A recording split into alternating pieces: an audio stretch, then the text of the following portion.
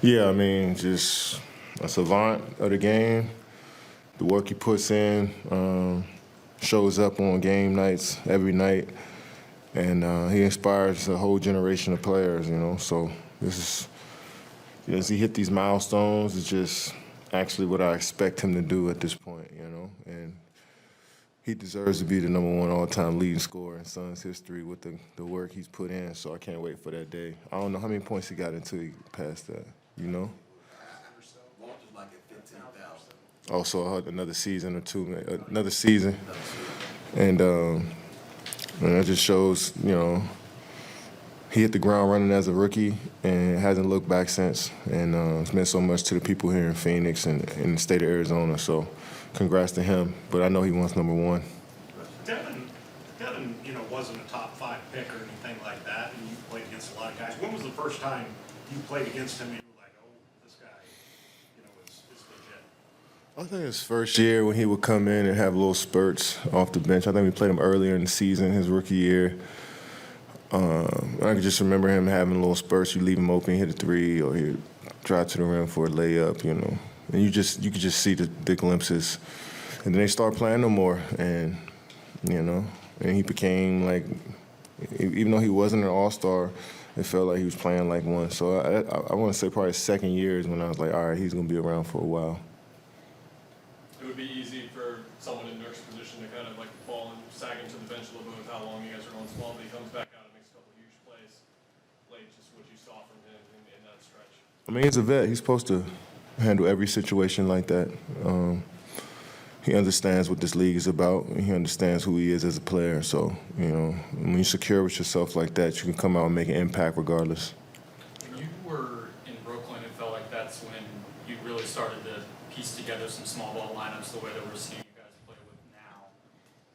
Did you experience anything in those years with so many different guys revolving that you can maybe draw from with new additions now and different pieces kind of forming those types of units here? Yeah, I really think it started when I was in OKC. We would go small and move Serge to the 5, and Perk would go to the bench, and we would play units like that. That was really before a lot of small ball was being used, and that just helped me understand more of my responsibilities as a player when you play in a smaller lineup, which is to protect the rim and rebound and do all the little dirty stuff. And so you get used to doing that stuff. And then with the Warriors, we play small all the time, and then also Brooklyn. So I think every coach since my first few years in the league has utilized my length and my size to have some offensive mismatches on the floor with the small ball unit. So if it's not working defensively, I encourage coaches to take us out, stop using it and go back to the regular lineup. But we was able to get some stops, and Royce was huge in guarding Sabonis tonight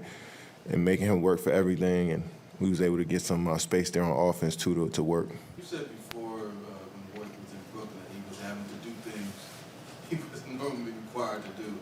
Is that an example of tonight having to do things? He was playing point guard for us last year a lot of the time, initiating the offense.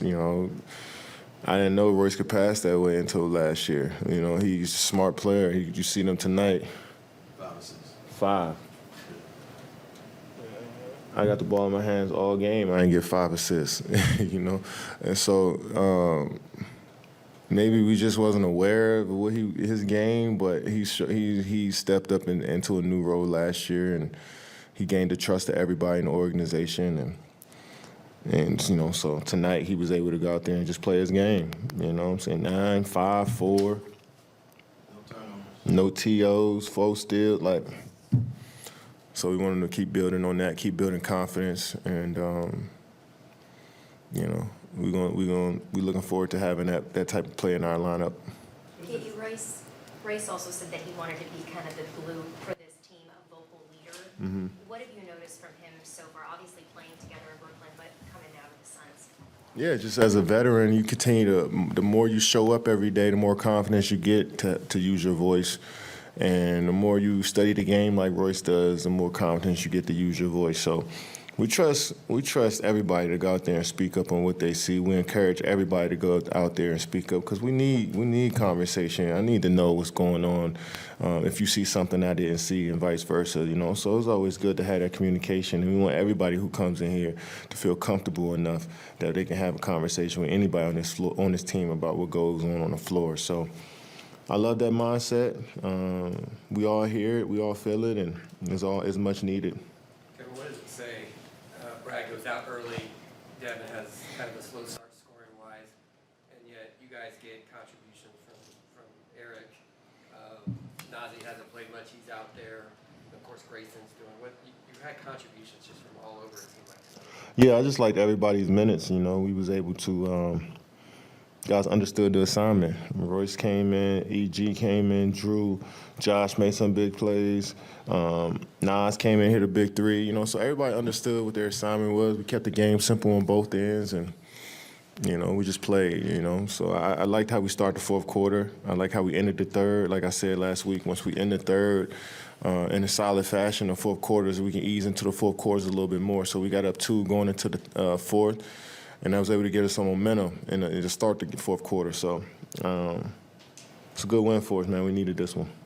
You and Eric came in the league around the same time, and you dunk a lot more. But you seeing that dunk tonight, was that seem like a throwback moment? Definitely. I didn't see when Royce tossed the lob. I'm sitting there thinking, I'm like, who else can catch this lob? We all small right here, And I see EG coming out of nowhere. He got long arms for his size, and I see him coming out of nowhere and finish that. And that shows that he still, loves the game. He's getting his body right every day. I see him in the weight room. I see him working on his game every day, and just somebody at that age, just gotta admire it.